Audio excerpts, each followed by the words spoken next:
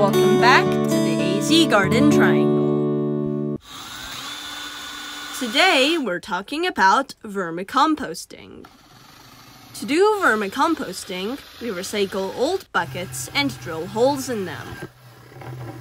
Oh, be very careful to not do this when drilling. Fun fact, vermi is the Latin word for earthworm, so that's why it's called vermicomposting. We drill holes for the worms to enter and exit the worm bin, and for air holes and drainage. We are digging a hole in our big cement bed to bury the worm bin. See how rich the soil is? That's because of all the compost we've put in it. How rich the soil is means that the plants in this bed will do very well.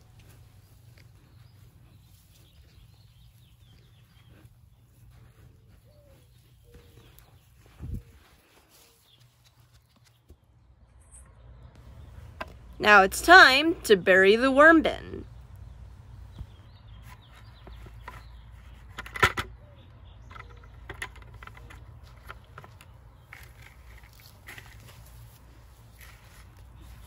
We leave about 2 inches above ground.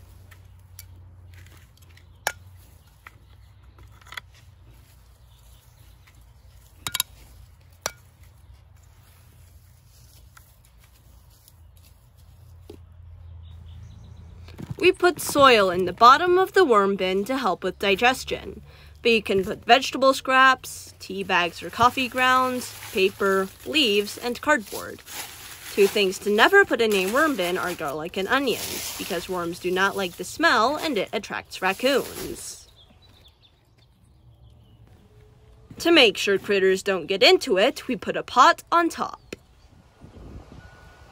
Let's add more compost. See how it's already decomposing? That means the worms are doing their job as composters.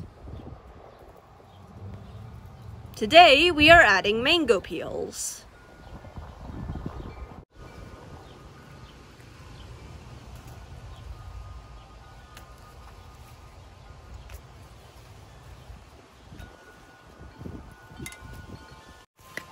Let's mix it into the rest of the compost.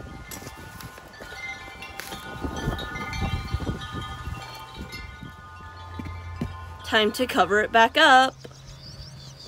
Let's take a look at our worm bin in the big raised bed from last year.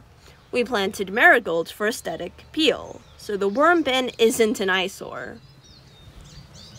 Do you use worm bins too? Let us know in the comment section down below.